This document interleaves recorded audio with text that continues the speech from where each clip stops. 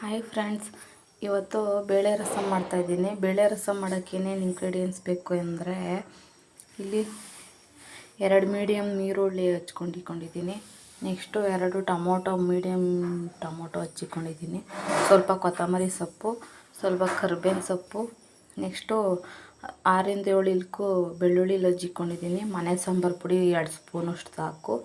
Next ಈ ಲೋಟದಲ್ಲಿ 3/4 ಲೋಟ ತೊಗರಿಬೇಳೆ, ಅರ್ಧ ಲೋಟ ಹೆಸರುಬೇಳೆ ಬೇಯಿಸಿಕೊಂಡಿದ್ದೀನಿ. ನೆಕ್ಸ್ಟು ಒಗ್ಗರಣೆಗೆ ಜೀರಿಗೆ ಸಾಸಿವೆ ತಗೊಂಡಿದ್ದೀನಿ.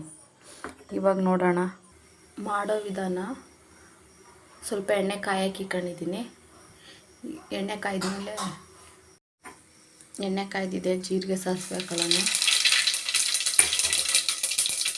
ನೆಕ್ಸ್ಟು ಬೆಳ್ಳುಳ್ಳಿ ಹಾಕೊಳ್ಳೋಣ. 3 ಒಣಮೆಣಸಿನ್ಕಾಯಿ ಅದ್ರೊಳಗೆ,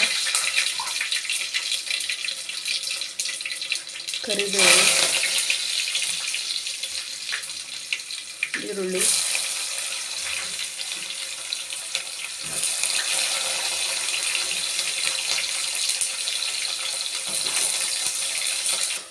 ಈರುಳ್ಳಿ ಫ್ರೈ ಆಗಿದೆ. ಈಗ ಟೊಮೊಟೊ ಹಾಕೊಳ್ಳೋಣ.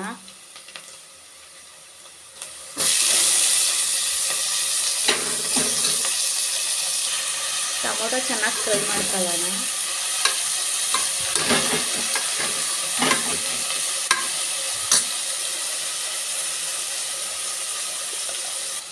ಟೊಮೊಟೊ ಚೆನ್ನಾಗಿ ಫ್ರೈ ಆಗಿದೆ. ಅದು ನಿಮಗೆ ಸೋಟಲ್ಲೇ ಹಾಕಿಕೋಬೋದು ಬೆಂದಮೇಲೆ.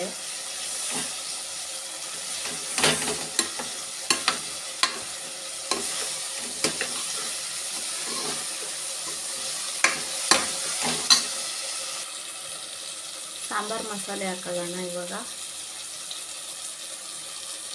ಸಾಂಬಾರು ಮಸಾಲೆ ಹಾಕಿದ್ಮೇಲೆ ತಿರ್ಕೊಳ್ಳೋಣ.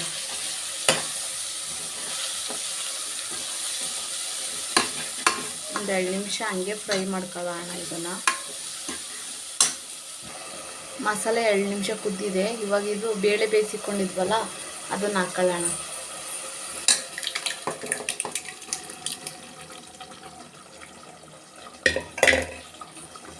ನೆಕ್ಸ್ಟ್ ಇದಕ್ಕೆ ಸಾಂಬಾರು ಎಷ್ಟು ಬೇಕು ನಿಮಗೆ ಅದು ನೋಡ್ಕೊಂಡು ನೀರು ಹಾಕೊಳ್ಳಿ. ತಿರುಗಿಸ್ಕೊಳ್ಳೋಣ.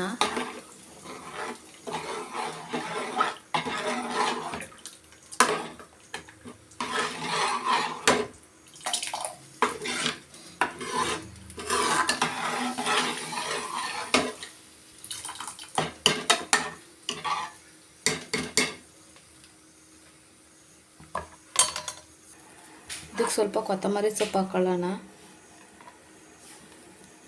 ಇನ್ನೊಂದು ಸ್ವಲ್ಪ ಲಾಸ್ಟಿಗೆ ಹಾಕೊಳ್ಳೋಣ. ಸಾರೆಲ್ಲ ಕುದ್ದಾದ್ಮೇಲೆ ರುಚಿಗೆ ತಕ್ಕಷ್ಟು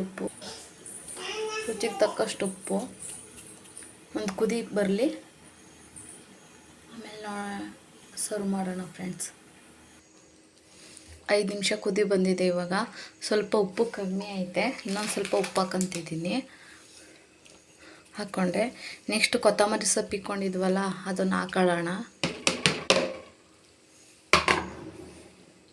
ಈಗ ಇದು ಆಗಿದೆ. ಸಾಂಬಾರು ಆಫ್ ಮಾಡೋಣ. ಅನ್ನ ಜೊತೆ ಸರ್ವ್ ಮಾಡೋಣ ಫ್ರೆಂಡ್ಸ್. ಸಾಂಬಾರು ರೆಡಿ. ಅನ್ನದ ಜೊತೆಗೆ ಮಾತ್ರ ತುಂಬಾ ಚೆನ್ನಾಗಿರುತ್ತೆ ಫ್ರೆಂಡ್ಸ್. ನೀವು ಒಂದ್ಸಲ ಟ್ರೈ ಮಾಡಿ. ವಿಡಿಯೋ ಇಷ್ಟ ಆದರೆ ಲೈಕ್ ಮಾಡಿ, ಶೇರ್ ಮಾಡಿ. ಪ್ಲೀಸ್ ನನ್ನ ಚಾನಲ್ ಸಬ್ಸ್ಕ್ರೈಬ್ ಮಾಡಿ friends. Thank you for watching.